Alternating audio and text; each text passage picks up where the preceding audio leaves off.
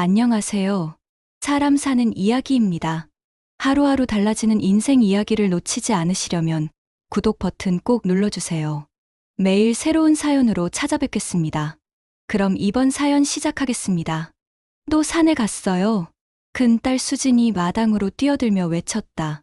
백구는 이미 뒷산으로 향하는 길목에 있었다. 눈이 채 녹지 않은 초봄. 흙바람이 일었고 늙은 개의 꼬리는 흙먼지 속으로 사라졌다. 아버지 준호는 삽자루를 세워두며 말했다. 저놈은 나이 들어서 헛것 본다니까. 맨날 산만 쳐다봐. 그 옆에서 할머니가 조용히 고개를 들었다. 저 산은 옛날부터 뭐가 있었지. 묘를 옮기고 나서도 자꾸 짖더라. 수지는 그 말에 고개를 갸웃했다. 묘요? 조부모님 거 말씀하시는 거죠? 할머니는 잠시 말을 멈추었다가 고개를 끄덕였다. 그래. 거기 내 삼촌이 어릴 적에 잘 놀던 데야. 아버지의 표정이 굳었다. 어머니, 그 얘기는 좀. 그래, 그만하자. 할머니는 고개를 숙였다. 마당 한켠에서 백구의 발자국 소리가 멀어졌다. 낡은 담장 너머로 백구의 흰 털이 햇살에 잠깐 비쳤다가 사라졌다. 수지는 그 모습을 오래 바라보다가 무심코 중얼거렸다. 저놈, 꼭 누굴 찾는 것 같아요. 그날 오후 제사 준비로 바빴던 집안에 이상한 소리가 났다. 툭 하고 마루 밑에서 떨어지는 소리. 수진이 고개를 숙이자 마루 밑엔 흙이 잔뜩 묻은 어떤 조그만 조각이 있었다. 그녀는 손가락으로 그것을 들어 올렸다. 뼈처럼 딱딱했지만 작은 돌인지 짐승의 뼈인지 분간이 안 갔다. 그때 마침 지나가던 동네 어르신이 담 너머로 얼굴을 내밀었다. 오랜만이구먼. 내일 제사라지? 수진이 웃으며 고개를 끄덕였다. 예. 근데 백구가 자꾸 산에 가요. 어르신은 잠시 생각하더니 낮게 말했다. 그 놈, 옛날부터 사람 따라다니던 개야. 그때 그 개랑 참 닮았네. 수진이 물었다. 그때 그 개요? 응, 오래전 얘기지. 묘 옮기던 날에도 거기 서 있었어. 그의 목소리가 바람에 묻혔다. 해가 저물 무렵 백구가 돌아왔다. 코끝엔 흙이 잔뜩 묻어 있었고 꼬리는 축 처져 있었다. 수진이 마당으로 나가자 백구는 천천히 다가와 입에 물고 있던 무언가를 그녀의 발치에 떨어뜨렸다. 그건 작고 누런색의 조각이었다. 뭐야? 또 어디서 이상한 걸 물고 왔어? 수진이 웃으며 말했지만 어딘가 불편한 기분이 들었다. 아버지가 가까이 와서 그것을 들여다봤다. 짐승 뼈 같긴 한데 그는 대수롭지 않게 던져버렸고 백구는 그 자리를 오래 바라보다가 마루 밑으로 들어가 버렸다. 그날 밤 할머니는 방 안에서 혼잣말처럼 중얼거렸다. 그 개는 옛날에도 그랬어. 사람이 없는 데 가서 울곤 했지. 아무도 그 말을 이어받지 않았다. 방 안의 공기는 묵직했고 창밖에서는 백구의 낮은 숨소리가 들렸다. 산 쪽을 향해 누운 채 한참을 깨어있는 듯했다. 다음 날 아침 마당엔 백구의 발자국이 선명했다. 그 자국은 대문을 지나 산으로 향하는 길에서 끊겨 있었다. 수지는 그 자리에 멈춰 섰다. 차가운 새벽 공기 속에서 어디선가 흙을 파는 소리가 희미하게 들렸다. 새벽 안개가 걷히기도 전에 백구가 문 앞에 서 있었다. 눈빛은 평소와 달랐다.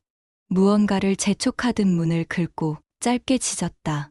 마당은 아직 어둡고 들판엔 서리 냄새가 깔려 있었다. 수지는 졸린 눈을 비비며 방문을 열었다. 백구가 고개를 돌려 산 쪽을 바라봤다. 그 시선이 너무 또렷해서 순간 사람처럼 느껴졌다. 또 산에 가려나? 그녀는 조용히 중얼거렸다.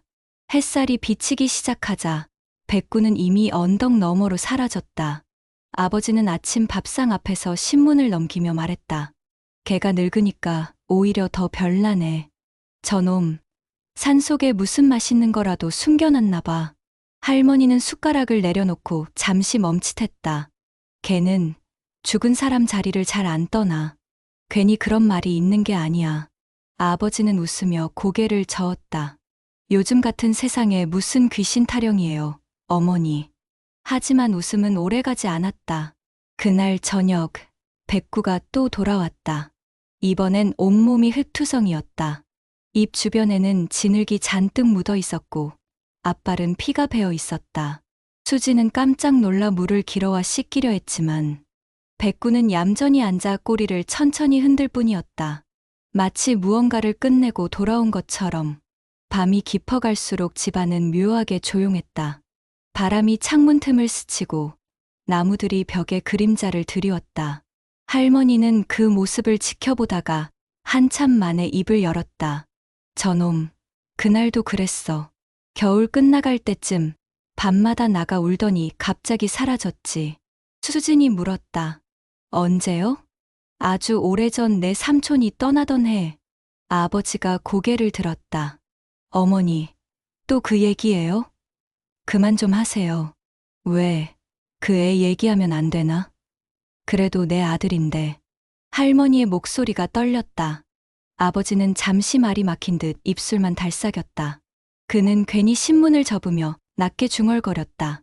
그 애는 이미 죽은 거예요. 다 끝난 일이라고요. 그 말에 방 안공기가 서늘하게 식었다. 수지는 조용히 창문을 열었다. 달빛이 마당에 내려앉아 있었고 백구는 그 위에 앉아 산을 바라보고 있었다. 흰 털 끝에 흙먼지가 남아 있었고 코끝에는 묘하게 슬픈 빛이 깃들어 있었다. 그날 밤 수지는 잠들지 못했다. 눈을 감을 때마다 백구의 눈빛이 떠올랐다. 마치 누군가의 말을 대신 전하려는 것처럼. 뭘 그렇게 보고 있는 걸까? 거기 누가 있나? 그녀는 창가에 서서 산 쪽을 바라봤다. 안개가 스며들듯 천천히 들판을 덮었다. 그 속에서 백구의 흰 몸이 어렴풋이 보였다. 아침이 되자 백구는 또 사라졌다. 아버지는 신음하듯 말했다. 오늘은 그냥 놔둬. 알아서 돌아올 거야. 하지만 할머니는 고개를 저었다. 그렇게 말할 때가 아니야. 저놈은 지금 사람을 찾고 있어. 수진이 물었다. 사람이요? 누구요? 할머니는 대답하지 않았다. 그저 낮은 목소리로 기도문처럼 중얼거렸다. 돌아올 때가 됐지 이제야. 그날 오후 바람이 유난히 거세게 불었다. 창밖에 대나무들이 휘어지며 소리를 냈다. 그때 마당 한가운데에 작은 그림자가 비쳤다. 백구였다. 입가에 흙이 묻은 채 천천히 걸어 들어왔다. 그의 발끝에서 무언가 작은 조각이 툭 떨어졌다. 수지는 본능적으로 그것을 바라보았다. 뼈처럼 희고 부드러운 곡선이 있었다. 그녀는 손을 뻗었다가 멈췄다. 차가운 느낌이 손끝까지 스며들었다. 아무도 말하지 않았다. 할머니는 눈을 감았고 아버지는 고개를 숙였다. 그리고 백구는 다시 고개를 돌려 산을 바라봤다. 그 시선은 길고 슬펐고 마치 따라오라는 듯 보였다. 바람이 거세게 분 그날 아침, 백구는 평소보다 일찍 일어났다. 마당 한복판에 서서 산 쪽을 바라보며 짖기 시작했다. 짧고 낮은 울음소리였다. 그 소리에 할머니가 방문을 열었다. 또 저런 애 오늘은 뭐가 그리 급한 걸까? 수지는 조심스레 마루로 나왔다. 백구의 시선이 그들을 향하지 않고 산의 한 지점을 똑바로 가리키고 있었다. 그곳은 오래전에 조부모의 묘를 옮기며 파헤쳤던 자리였다. 그날 이후 아무도 가지 않았고 잡초가 허리까지 자라 있었다. 아버지는 신발을 신으며 말했다. 오늘은 그냥 따라가 보자. 저놈이 도대체 뭘 찾는지 이제 나도 궁금하네. 할머니가 그의 소매를 붙잡았다. 괜히 가서 마음 상하지 말고. 괜찮아요, 어머니. 걔가 가는 길이야. 무슨 일이나 있겠어요. 백구는 이미 대문 앞에서 기다리고 있었다. 그의 꼬리가 느리게 흔들리고 있었다. 수진이 앞장서 걸었다. 백구야, 앞장서. 우리도 같이 가자. 산길은 젖어 있었다. 비가 내린 흔적이 군데군데 남아 있었고 바람이 불 때마다 나뭇가지들이 부딪혔다. 백구는 길을 잘 아는 듯 한 번도 멈추지 않았다. 숨소리가 거칠어질 때마다 짧게 멈춰 뒤를 돌아봤고 수진이 따라오는 걸 확인하면 다시 걸음을 옮겼다. 언덕을 오르자 낡은 돌무더기가 보였다. 그곳이 바로 옛 묘터였다. 잡초와 덩굴이 엉켜 있었고 오래된 향 냄새가 희미하게 남아 있었다.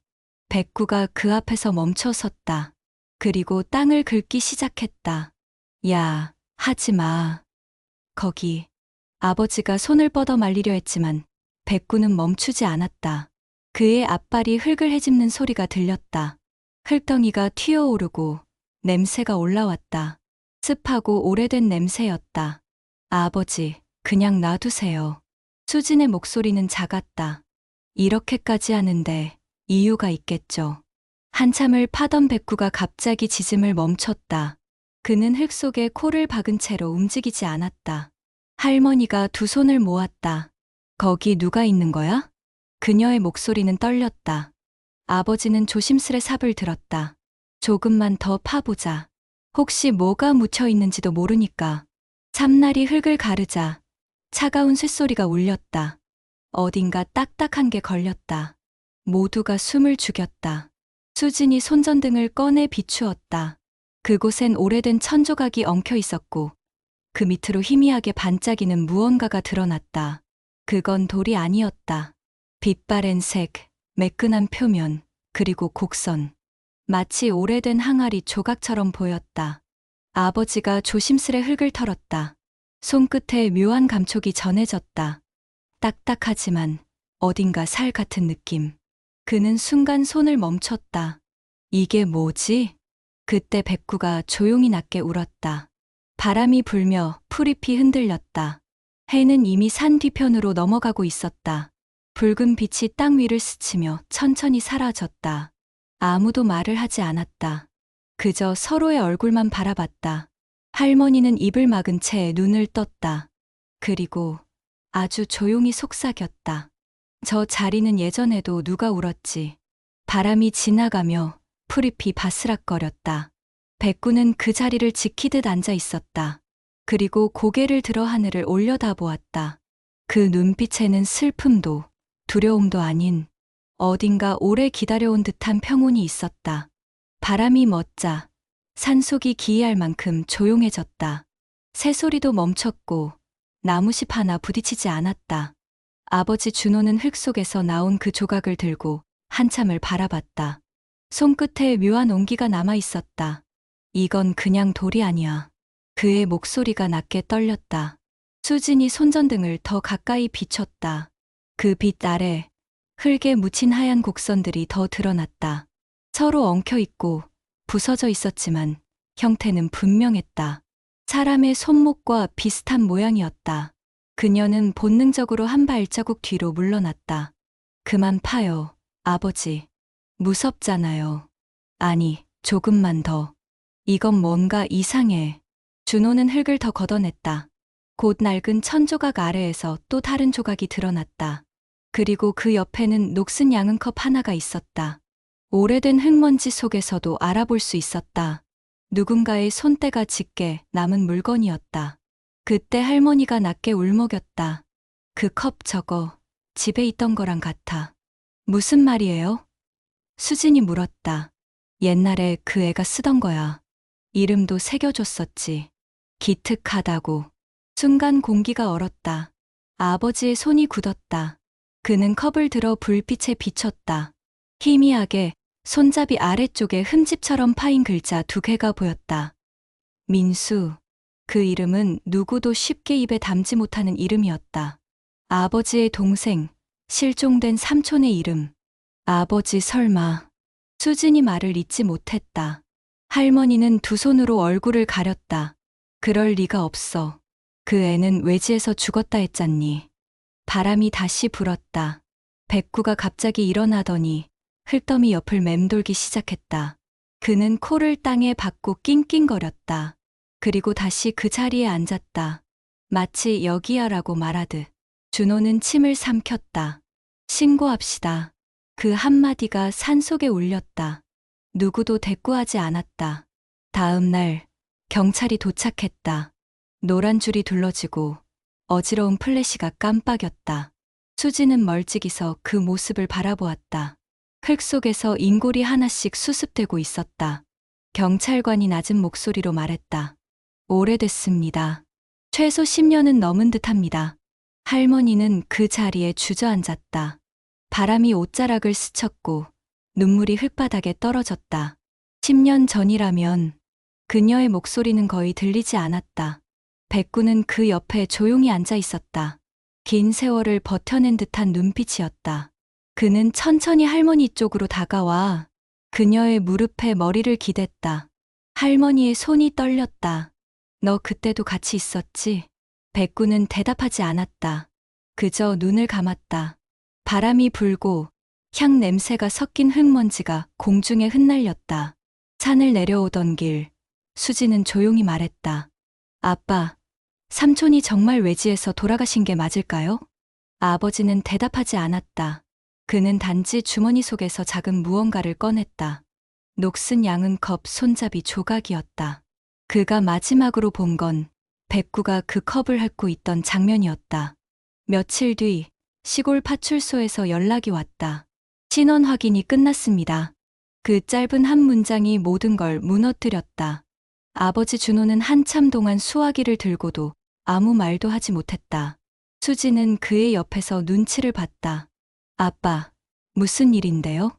준호는 입술을 떨며 겨우 말했다. 민수래. 그 말이 떨어지자 방 안의 공기가 멈췄다. 할머니가 주저앉으며 손으로 입을 막았다. 그 애가 거기 있었다고? 아버지는 고개를 숙였다. 경찰 말로는 오래전에 죽은 것 같대. 정확한 사인은 아직. 그의 목소리는 끝까지 이어지지 않았다. 그날 밤, 집 안엔 아무 말도 없었다. 촛불만 깜빡이고 벽에 그림자가 흔들렸다. 할머니는 그 앞에 앉아 한참 동안 기도했다. 손끝이 떨리고 입술이 새파랗게 질렸다. 그 애는 추웠을 거야. 밥도 못 먹고 얼마나 무서웠을까. 수지는 방 구석에서 담요를 끌어안고 있었다. 머릿속에서 한 장면이 자꾸 떠올랐다.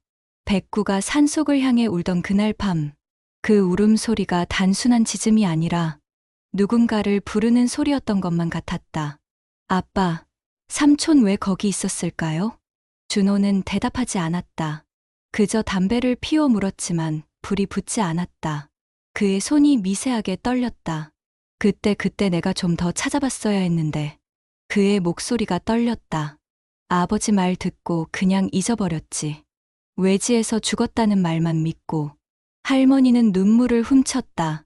그 애는 그런 아이가 아니었는데. 늘 말없이 일 도와주고 나무도 패고 사람들이 놀리면 그냥 웃던 애였는데 그녀의 어깨가 흔들렸다. 그 애가 집을 나간 날 백구가 며칠을 울었어. 그때도 그냥 걔가 이상하다고만 생각했지. 그게 마지막이 될 줄은. 백구는 벽 옆에 조용히 누워 있었다. 그의 귀가 미세하게 움직였고 눈동자는 흔들렸다.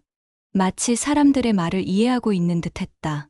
그는 천천히 고개를 들고 산 쪽 창문을 바라봤다. 달빛이 비쳐들어와 그의 눈에 은빛이 번졌다.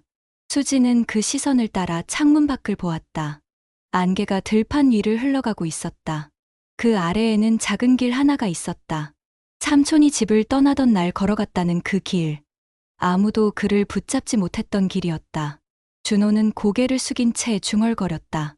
민수는 우리보다 착했어. 항상 미안하다 하던 애였는데. 그 말에 할머니가 고개를 끄덕였다. 그래. 맨날 내가 부족해서 미안하다 하던 애였지. 한동안 아무 말도 없었다. 그때 백구가 조용히 일어났다. 그는 문 앞까지 걸어가더니 잠시 멈춰 뒤를 돌아봤다. 그 눈빛에는 무언가 결심한 듯한 빛이 있었다. 그리고는 조용히 대문을 밀고 나갔다. 수진이 황급히 일어났다. 백구야, 어디 가? 그녀의 목소리가 새벽 공기 속으로 흩어졌다. 백구의 흰 꼬리가 안개 속으로 사라졌다. 할머니가 낮은 목소리로 말했다. 이제야 가는구나. 그녀의 눈가에 눈물이 번졌다. 그 애가 기다리던 그 길로. 다음 날 아침, 백구는 돌아오지 않았다. 밤새 내린 비에 들판이 축축하게 젖어 있었고 대문 앞에는 흙 묻은 발자국이 이어져 있었다. 수지는 잠옷차림으로 마당에 서서 그 자국을 바라봤다. 발자국은 산 쪽으로 곧게 뻗어 있었다. 그녀는 고개를 들었다. 언덕 위에서 희미하게 흰 점 하나가 움직이고 있었다. 아빠, 백구가 또 산에 갔어요. 아버지 준호가 신발을 신었다. 이번엔 그냥 둘 수 없지. 할머니도 따라 나섰다. 그놈이 우릴 데려가려는 거야.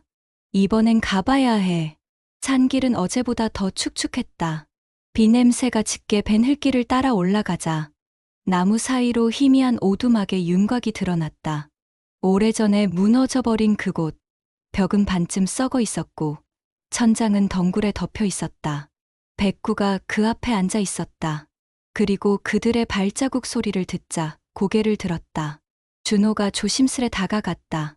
여기가 민수가 지내던 곳이었나. 백구가 낑낑거리며 구석으로 향했다. 그곳에는 오래된 나무 상자 하나가 있었다. 부서진 뚜껑 틈으로 종이 조각이 삐져나와 있었다. 준호가 그것을 꺼내자 바스락거리는 소리와 함께 낡은 수첩이 나타났다. 표지는 거의 헤어져 있었지만 안쪽에는 삐뚤빼뚤한 글씨가 남아 있었다. 수진이 조용히 손전등을 비췄다. 흙먼지가 빛에 반짝이며 떨어졌다. 할머니의 손이 떨렸다. 그 애 글씨다. 준호는 한 장 한 장 넘겼다. 글씨는 일정하지 않았다. 어떤 글은 눌러 쓴 듯 깊게 패였고 어떤 부분은 눈물 자국처럼 번져 있었다. 엄마, 아버지 나는 여기가 편하다. 내가 못나서 집에 가면 다들 힘들어질까봐 그냥 여기에 있을게. 밤마다 집 불빛이 보여서 좋다. 백구랑 있으면 덜 춥다. 부족하게 태어나 평생 속만 썩여 미안하다. 그래도 가족 생각은 하루도 안 한 적이 없다. 글을 읽던 준호의 손이 멈췄다. 그의 입술이 미세하게 떨렸다.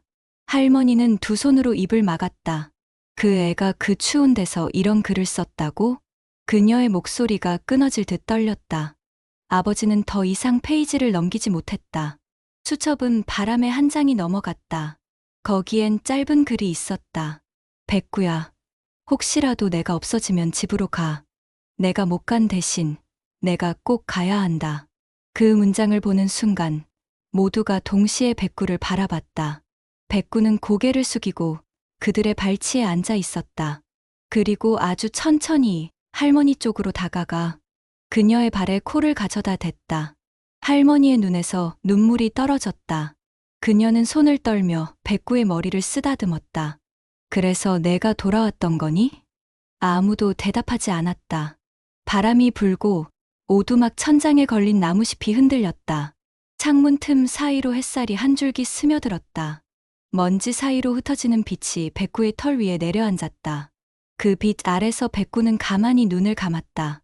숨소리가 느려지고 들판에서 불어온 바람이 그 주위를 감쌌다. 수지는 손끝으로 수첩을 덮었다. 그리고 속삭였다. 삼촌은 혼자가 아니었네요. 그녀의 눈동자에 백구의 흰 털이 번졌다. 그 순간 오두막 안은 마치 시간이 멈춘 듯 고요했다. 산새 한 마리가 울고 멀리서 바람이 길게 스쳤다. 그날 이후 집 안의 공기는 달라졌다. 누구도 큰 소리를 내지 않았고 백구의 숨소리조차 조심스럽게 들렸다. 오두막에서 돌아온 그날 밤, 백구는 마당 한켠에 자리를 잡았다. 비가 그친 하늘엔 별이 드물게 반짝였다. 그는 한참 동안 산 쪽을 바라보다 마치 그곳에 누군가 있는 듯 꼬리를 천천히 흔들었다. 다음 날 새벽, 수진이 일어나 보니 백구는 여전히 그 자리에 있었다. 그의 눈은 충혈돼 있었고 숨이 조금 거칠었다. 백구야, 피곤하지? 그만 자자. 그녀가 손을 내밀자 백구는 조용히 코끝을 가져다 댔다. 손끝이 차가웠다. 아버지 준호는 아침밥을 먹다 말고 백구를 힐끗 봤다. 저놈, 어제부터 밥도 안 먹어. 살도 빠진 것 같고. 할머니가 수저를 내려놓았다. 그 애를 지켜봤으니 이제 다 했지. 이제는 좀 쉬어야지. 그녀의 목소리는 다정했지만 눈빛은 슬펐다. 백구는 그 말을 들은 듯 눈을 감았다. 그의 배가 천천히 오르내렸다. 그 작은 움직임이 마치 남은 숨을 새는 듯 느리게 이어졌다. 밤이 되자 백구는 문 앞에 누워 있었다. 달빛이 마당을 은빛으로 덮었다. 그 빛 아래서 그는 몸을 일으켜 대문을 바라봤다. 문틈 사이로 찬바람이 불어왔다.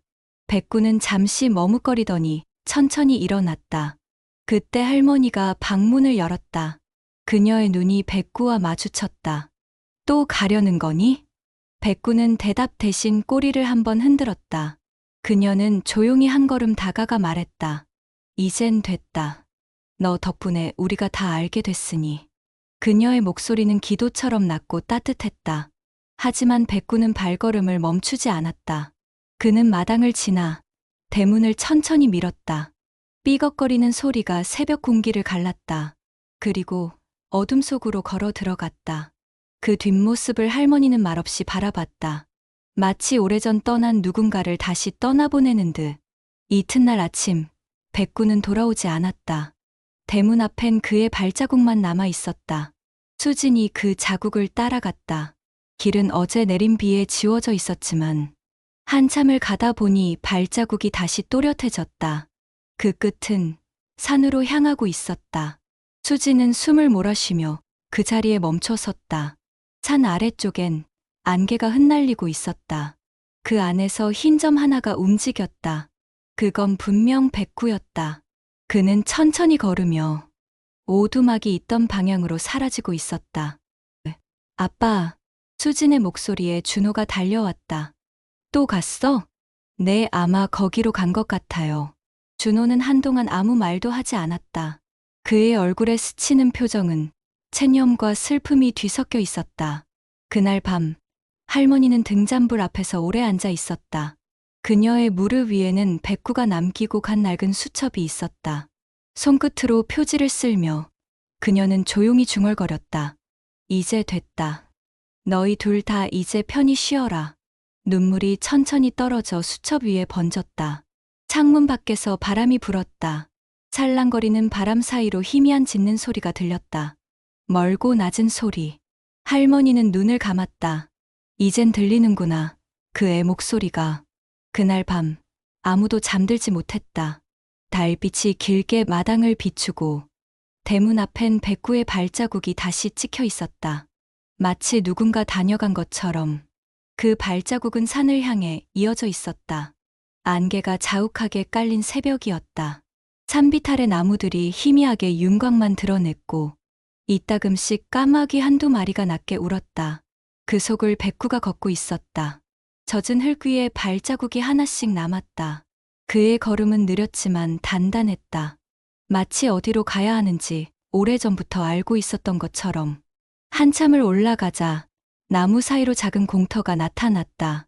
오래전에 무너진 오두막, 벽은 거의 썩어 있었고 문짝은 반쯤 땅에 묻혀 있었다. 백구는 그 앞에서 멈췄다.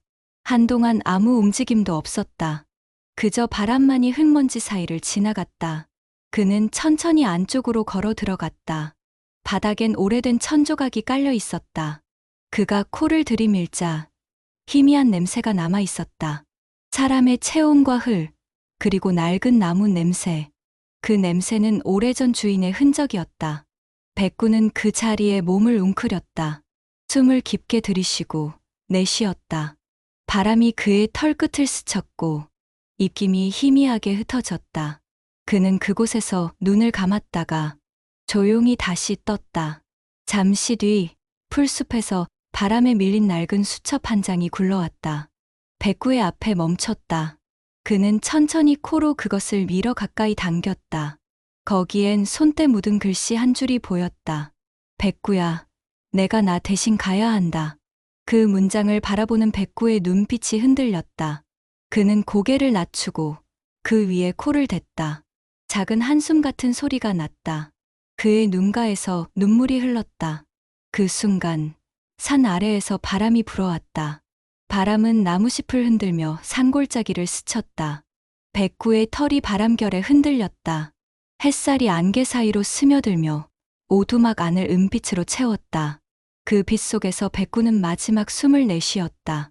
몸이 천천히 이완되고 고요가 찾아왔다. 그의 앞발이 땅을 가볍게 긁었다. 그 아래에서 작은 천조각 하나가 드러났다. 천조각에는 글씨 하나가 희미하게 남아 있었다. 민수. 햇살이 그 위를 비췄다. 백구의 눈은 더 이상 움직이지 않았다. 바람이 멎자 오두막 안에는 그와 수첩, 그리고 천조각만 남았다. 모든 게 멈춘 듯 고요했다. 그때 산 아래 마을에선 닭이 울기 시작했다. 새벽을 알리는 소리였다. 백구가 눈을 감은 순간 세상은 새하얀 빛으로 물들었다. 멀리서 수진이 산길을 오르고 있었다. 그녀는 헐떡이며 숨을 몰아쉬었다. 백구야, 백구야. 그녀의 목소리가 산골짜기를 울렸다. 그러나 대답은 없었다. 안개 속에서 오두막의 실루엣이 보였다. 그 앞에 조용히 누워있는 백구의 흰 모습이 있었다. 수지는 그 자리에 주저앉았다. 눈물이 쏟아졌다. 그녀는 두 손으로 백구의 얼굴을 감싸 안았다. 이제 됐어, 다 전했어. 삼촌은 내 덕분에 집으로 돌아왔어. 바람이 살짝 불었다. 그녀의 머리카락이 흩날렸다. 그 바람 사이로 백구의 꼬리가 살짝 흔들리는 듯 보였다. 마치 마지막 인사를 남기듯. 백구가 세상을 떠난 지 사흘째 되던 날, 산 아래 마을에는 비가 내렸다. 잔잔했지만 멈추지 않는 가을비였다. 수지는 우비도 없이 산길을 올랐다. 손에는 하얀 천 조각이 들려 있었다. 민수라고 희미하게 남은 글씨가 비에 젖어 흐릿해졌다. 그녀는 오두막 앞에 이르러 조심스레 그 천을 내렸다. 그 옆엔 백구가 조용히 누워 있었다. 그는 여전히 평화로워 보였다. 마치 잠시 잠든 것처럼. 입가엔 희미한 미소가 남아 있었다. 수지는 손끝으로 그 털을 쓸어내렸다. 춥지 않아요, 백구. 속삭이듯 말하며 미소를 지었지만 눈물이 목을 타고 흘러내렸다. 뒤이어 아버지 준호가 올라왔다. 그는 한참 동안 아무 말도 하지 않았다. 단단히 쥔 손 안에는 낡은 양은컵이 있었다. 그는 그것을 천천히 백구 옆에 내려놓았다. 이건 내가 찾아준 거야. 그 애가 남긴 마지막 물건이지. 할머니도 뒤따라왔다. 비에 젖은 머리칼이 얼굴에 붙어 있었다. 그녀는 한참 동안 백구를 바라보다가 조용히 무릎을 꿇었다. 손끝으로 그의 머리를 쓰다듬으며 말했다. 내가 민수 대신 다 해줬구나. 그 애는 못 온 길을 내가 와줬구나. 그녀의 손길이 부드럽게 떨렸다. 백구의 털 끝에 빗방울이 맺혀 있었다. 그것이 눈물인지 비인지 아무도 알 수 없었다. 준호가 조심스레 삽을 들었다. 이 근처에 묻자. 삼촌이 있던 곳 바로 옆에. 그는 천천히 흙을 퍼 올렸다. 비가 땅을 적셔 삽질 소리마저 낮게 울렸다. 흙 위로 백구의 흰 털이 조금씩 덮였다. 수진이 눈을 감고 손을 모았다. 그녀의 입술이 떨렸다. 고마워요, 백구. 당신 덕분에 우리 가족이 다시 하나가 됐어요. 할머니가 조용히 이어 말했다. 이제는 외롭지 않겠지. 민수 곁이니까. 비가 점점 굵어졌다. 하늘은 흐릿했지만 그 빛 속에서 오히려 따뜻한 공기가 감돌았다. 누군가 곁에서 숨을 쉬는 듯한 느낌. 아직 떠나지 않은 기운이 있었다. 준호는 흙 위에 작은 돌을 하나 얹었다. 그 돌엔 글씨가 새겨져 있었다. 그는 직접 새긴 듯 거칠지만 정성스러웠다. 백구 우리 집의 마지막 아들. 그 글씨를 본 할머니의 눈가가 젖었다. 그래, 우리 집 막내였지. 그녀는 웃음과 눈물이 뒤섞인 얼굴로 중얼거렸다. 비가 그친 건 그날 오후였다. 햇살이 구름을 뚫고 내려왔다. 오두막 앞에 흙은 반짝이며 빛났다. 그 빛이 백구의 무덤 위를 덮었다. 마치 누군가 이제 괜찮다고 말하는 듯 따뜻했다. 수지는 마지막으로 무덤 앞에 꽃을 올렸다. 그녀가 들고 온 건 들판에서 꺾은 작은 들국화 한 송이였다. 꽃잎에 남은 빗물이 반짝였다. 그녀는 그 앞에 무릎을 꿇고 조용히 속삭였다. 삼촌, 백구 이제 정말 편히 쉬세요. 바람이 스쳤다. 그 바람이 들국화를 흔들었다. 멀리서 산새 한 마리가 날아올랐다. 그 길이 하늘로 이어지고 있었다. 그로부터 몇 해가 흘렀다. 산은 여전히 그 자리에 있었다. 계절은 수없이 바뀌었고 오두막은 이제 반쯤 자연에 삼켜졌다. 덩굴이 벽을 덮었고 나무 사이로 새들이 둥지를 틀었다. 하지만 그곳을 지날 때마다 누구든 고개를 숙이곤 했다. 그 자리에 작은 돌무덤 두 개가 나란히 놓여 있었다. 왼쪽엔 민수, 오른쪽엔 백구. 둘 사이에는 작은 들국화가 피어 있었다. 바람이 불면 꽃잎이 흔들려 서로에게 인사라도 하듯 부딪혔다. 그날도 수지는 그곳을 찾았다. 이제는 대학을 졸업하고 도시에서 일을 하지만 명절이면 꼭 산을 오른다. 그녀의 손엔 늘 같은 꽃다발이 들려 있었다. 하얀 들국화 5송이. 삼촌, 백구, 잘 계시죠? 그녀의 목소리가 산속에 스며들었다. 옆에는 아버지 준호가 서 있었다. 이제 머리가 희끗해졌고 손에는 오래된 양은컵이 들려 있었다. 그는 그것을 두 무덤 사이에 내려놓았다. 컵 안에는 맑은 물이 가득 담겨 있었다. 민수야, 이젠 편히 있거라. 백구도 옆에서 잘 지키고 있겠지. 그의 말이 끝나자 바람이 살짝 스쳤다. 컵 안의 물결이 흔들리며 햇빛을 반사했다. 그 빛이 두 무덤 위를 천천히 감쌌다. 할머니는 이제 세상에 없었다. 그녀는 생전에 늘 말했다. 나는 그 애들 만나러 가면 꼭 이 말부터 할 거야. 고맙다. 이제 외롭지 않게 해줘서. 그녀의 말은 그렇게 남았고 그녀가 떠난 후에도 가족들은 잊지 않았다. 매년 봄이면 마을 사람들은 그 산길을 오른다. 누구는 고개를 숙이고 누구는 손을 얹는다. 그곳이 이제 백구산이라 불리게 된 지도 오래였다. 어린아이들도 안다. 여기 백구랑 삼촌이 같이 살았대요. 그 말을 들은 어른들은 미소를 지으며 고개를 끄덕인다. 그래. 둘 다 착한 영혼이지. 해질녘이 되자 수지는 무덤 앞에 앉았다. 바람이 불 때마다 들국화가 흔들렸다.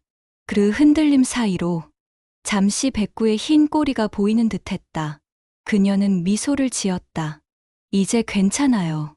당신들이 지켜준 덕분에 우린 잘 살고 있어요. 그녀가 일어나 산길을 내려오자 햇살이 나무 사이로 스며들었다. 금빛이 길게 이어지며 마치 누군가의 손길처럼 부드럽게 그녀의 어깨를 감쌌다. 멀리서 새 한 마리가 날아올랐다. 그 뒤를 따라 또 다른 한 마리가 하늘로 향했다. 두 새의 궤적이 교차하며 빛속으로 사라졌다.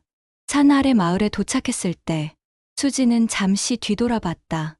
그곳에는 여전히 들국화가 바람에 흔들리고 있었다. 그 꽃잎 사이로 빛이 번졌다. 그 빛은 마치 백구와 삼촌이 함께 웃는 듯 따뜻했다. 때로는 인간보다 한결같은 마음이 세상을 바꿉니다. 말하지 않아도, 전하지 않아도 진심 또한 남는데요. 백구의 발자국처럼 사랑은 흙 속에서도 길을 내줍니다. 혹시 우리 주변에도 조용히 마음을 전하고 있는 누군가가 있지 않을까요? 우리가 알아채지 못한 누군가의 작은 충성이 사실은 우리 삶을 지탱하고 있는 건 아닐까요? 가끔은 말하지 못한 미안함이 마음을 무겁게 하죠. 하지만 누군가는 그 마음을 이미 알고 있을지도 모릅니다. 당신의 백구는 어딘가에서 여전히 당신을 믿고 있을 거예요.